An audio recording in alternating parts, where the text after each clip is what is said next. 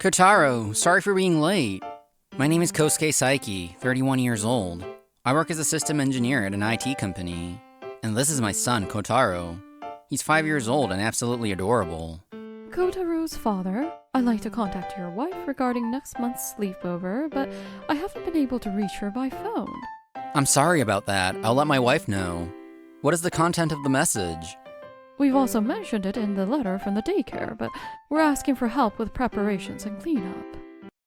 My wife Marina, who's the same age as me, graduated from a prestigious university and was once Miss Campus.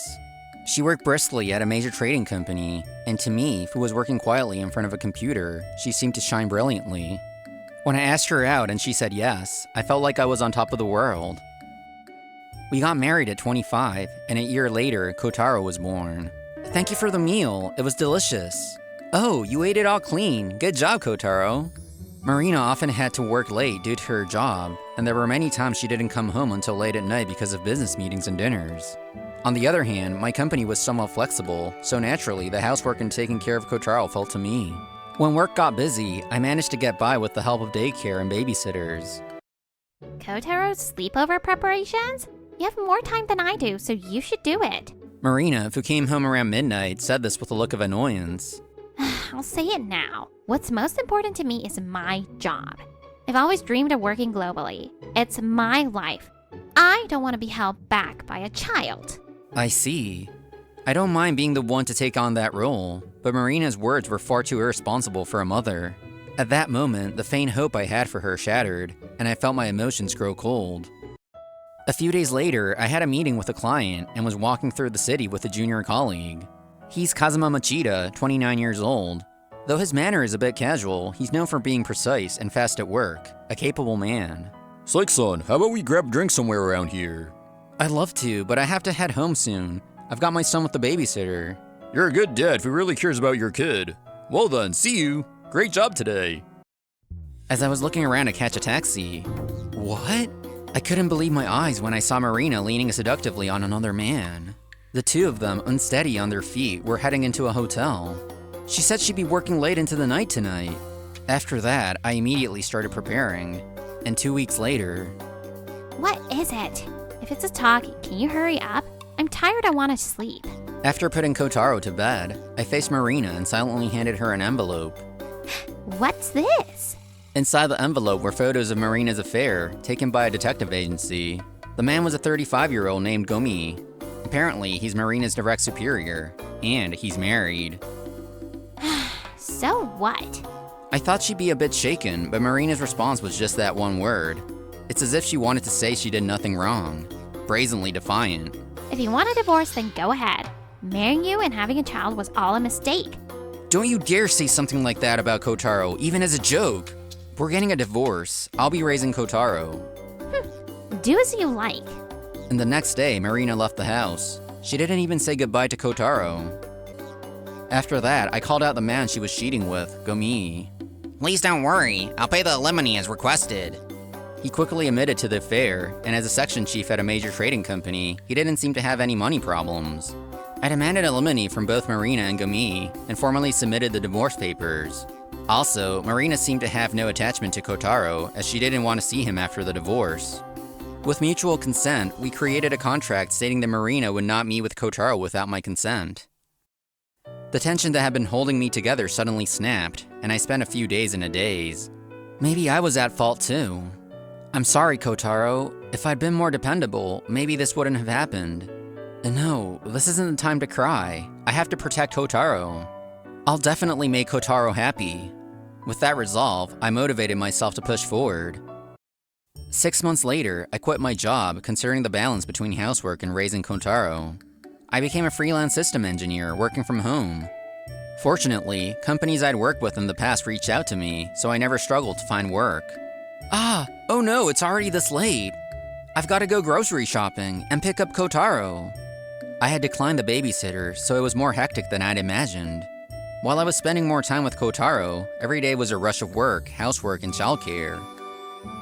It's impossible to do everything perfectly. I need to find a way to manage. By the way, my parents have already passed away, so I have no one to rely on. Now, I fully understand the difficulty of juggling work, housework, and childcare. One day, Machida came to my house with a bottle of my favorite wine. We toasted secretly after Kotaro went to bed, and Machida brought up an interesting topic. Saiki-san, how about starting a business with me? I'll make sure it won't reduce the time you can spend with your child. You can't be serious. I'm serious. Working from home limits the kinds of job you can take on, and it's a waste of your skills, Saiki-san. Indeed, incorporating the business would allow us to secure funding and gain social credibility, enabling us to take on much larger projects. And with Machida, who's known for his work performance, I had no concerns about her technical capabilities. I know it's a big decision, but could you give it some thought? Alright, I'll think over it seriously and get back to you. I had always planned to incorporate the business eventually. I wanted to be able to earn more money for Kotaro's sake. But I was already busy enough as it was. I worry that trying to juggle a startup, housework, and childcare might lead to everything being half-baked. I heard through the grapevine that you quit your job. What are you doing now? A few days later, while out for a meeting with a client, I happened to run into Marina in the city. It's none of your business. We're strangers now, remember? Let me guess. You quit your job to focus on your child? How ridiculous. I'm so glad I divorced you. I'm starting a business with him. Unlike you with a kid, I'm free to live my life however I want. I'm the happiest I've ever been. So please, don't get in my way. Dad, you don't seem okay. I'm fine. You're so kind, Kotaro. Even as I returned Kotaro's smile, Marina's word from earlier kept bothering me. I want to start a business, but this desire to do it now is likely driven by my own ambition. As someone with a family, I can't just prioritize my own desires. I was about to give up when... You know, Dad, I have fun being with you. But when you look sad, it makes me sad too. Kotaro.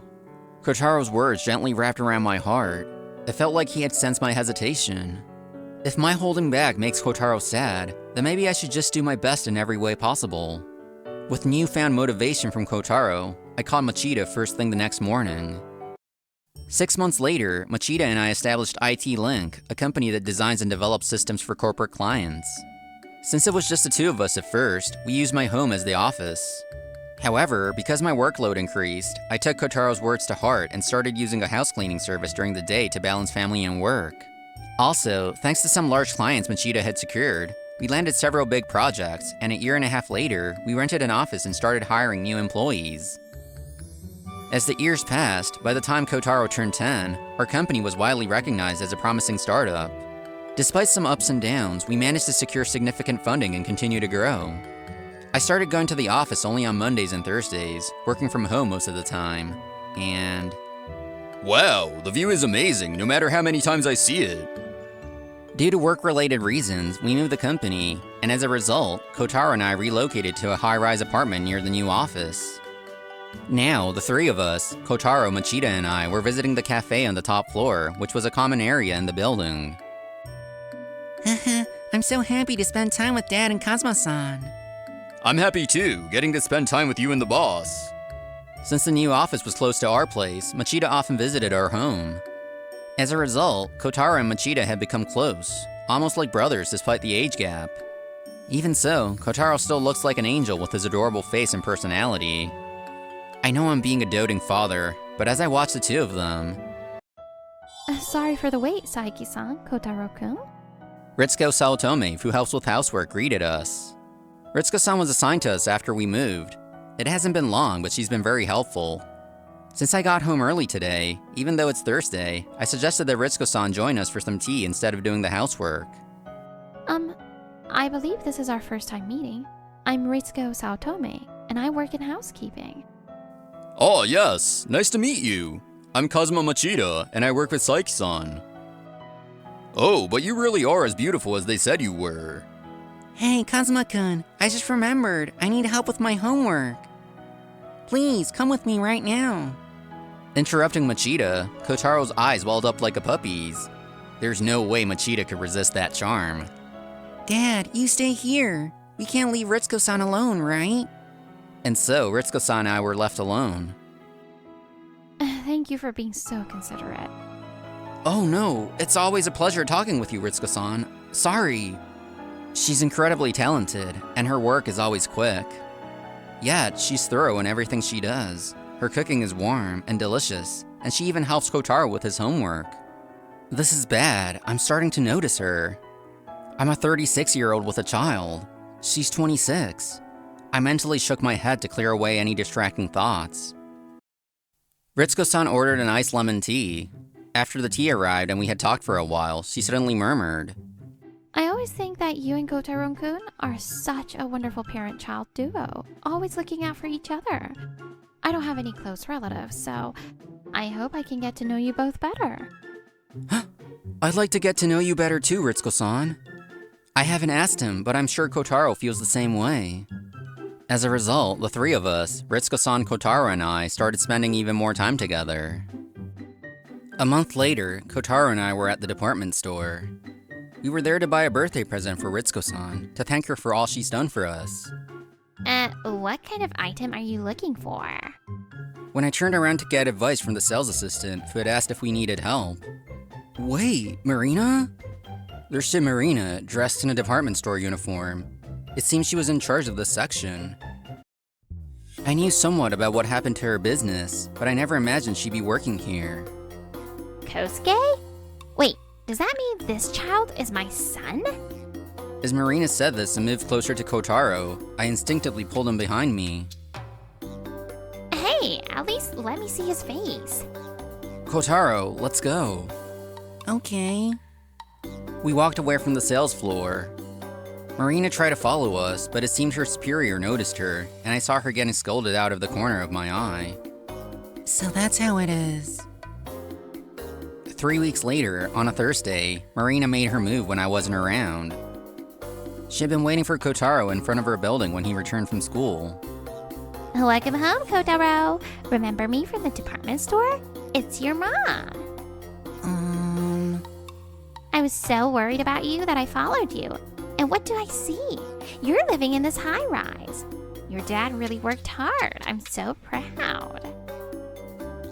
Kotaro, from now on, I'll be living with you, so you won't have to be lonely anymore. You want to live with your mom again, right? Let's all be a happy family again. Mom's a great cook. I'll make you the best omurice ever. Marina continues talking to herself despite Kotaro's lack of reaction. Then, Kotaro-kun. Ritsuko-san stepped between them, glaring sharply at Marina. Excuse me, but you're Saiki-san's ex-wife, right? What do you want with his child? Who are you? You're not involved, so stay out of this. I am involved. I'm a housekeeper, and I'm responsible for Kotaro-kun while Saiki-san is away. I've heard a bit about the situation. Isn't it inappropriate to come see him while Saiki-san isn't here? Huh? I'm his mother. What's wrong with seeing my child?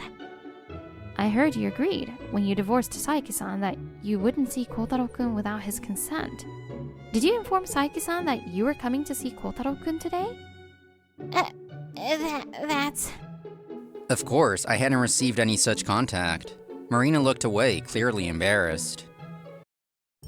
Anyway, this is a family matter. You should keep out of it. Kotaro, let's go home. Just as Marina reached out to Kotaro again, it happened. I won't allow anyone to harm a child. Or should I call the police right now? Ritsuko grabbed Marina's arm. Marina tried to shake it off, but the grip was unyielding, and her face paled. Ritsuko-san, let her go. Kotaro-kun. Kotaro, yes, I know you're worried about me. Kotaro, with an angelic expression, looks up at Ritsuko. Marina probably thought her son was showing concern for her. But instead... That old woman doesn't matter to my life, but I don't want you to do something like this, Ritsuko-san. Your hands aren't meant to grab some trash like her, right? Old? I'm your mother, you know. We're blood related. So what? I've never once cared about being blood related.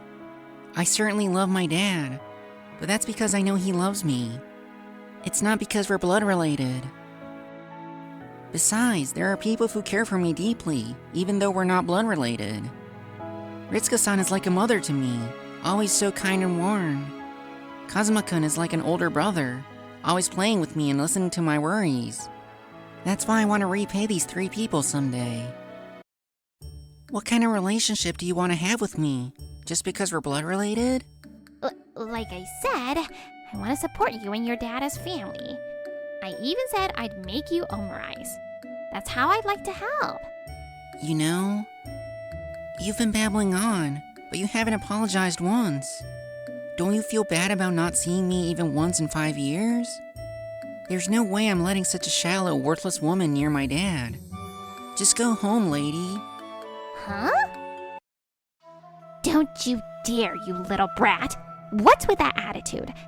I gave birth to you, so the least you could do is show me some gratitude. Saiki must have spoiled you rotten. A brat like you? I don't need you. Ugh, what a failure. What? How dare you say that? Ritsuko covers Kotaro's ears. Marina sneers at this, and just then...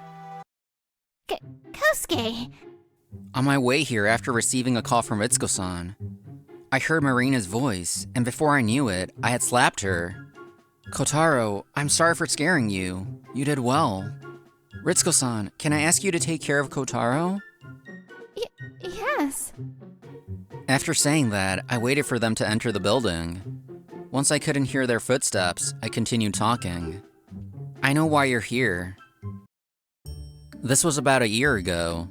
Gomi suddenly showed up at her old office, begging for a meeting. The receptionist said someone named Gomi is making a fuss at the front desk. What's going on? Saiki-san! No! Saiki CEO! Please, I'm begging you, do business with us! Apparently, the advertising agency Marina and Gomi started wasn't doing well. Even without personal feelings, they weren't a company I wanted to do business with, so I, of course, declined. A few months later, I heard from Machida that they had gone bankrupt. That's right. He was garbage, just like his name implies. I dumped him, so now I'm twice divorced. Kosuke, I wasn't myself back then. I'm really sorry. Let's start over from scratch, okay? Don't be ridiculous. If you were truly sorry, you wouldn't have said such terrible things to Kotaro. Just leave. That was... I just lost my temper for a moment. I'm sorry about that too, so please. Do you even remember what you said to me back then? You said marrying me and having a child was all a mistake, didn't you? That was... How selfish can you be? You're just saying whatever you think will get you my money. It makes me sick. I have no intention of getting back together with you. Don't ever show your face in front of us again. This can't be. Turning my back on the dejected Marina, I headed into the building. After that, Marina, desperate for money to continue enjoying her life, started going after men at the department store. However, after relentlessly pursuing the family of an exclusive client, it escalated into a huge complaint. It almost cost the store a significant amount of business, and as a result, Marina was fired. That woman. She doesn't even have enough savings for a decent settlement. By the way, Marina didn't have much in savings to begin with, as she was paying alimony to Gomi's ex-wife. Now she's completely broke. Her parents have disowned her, so she won't be able to live lavishly for quite some time. Meanwhile, Gomi, having run out of savings, desperately tried to reconcile with his ex-wife, but of course, she wasn't interested. Who do you think you're messing with? You're not just messing with the daughter of a high-ranking family, but also the niece of the boss. Gomi, trying to mooch off a wealthy woman, ended up targeting someone connected to the Yakuza. The last I heard, he was surrounded by scary-looking men, but that's none of my concern. Ah! Meanwhile, we were celebrating Ritsuko-san's birthday. Come on, Dad, sit next to Ritsuko-san. You're a couple now, so don't be shy. The confession was successful, and we're now a newly dating couple. Well, I'm just glad the boss and Ritsuko-san are finally together. Kotaro had been asking me for advice on this for a while. Apparently, Kotaro had been secretly working behind the scenes to help us get closer. Even though he's my son, I can't help but feel a bit worried about how clever he is. When I glanced at Kotaro, he flashed me a bright, beaming smile.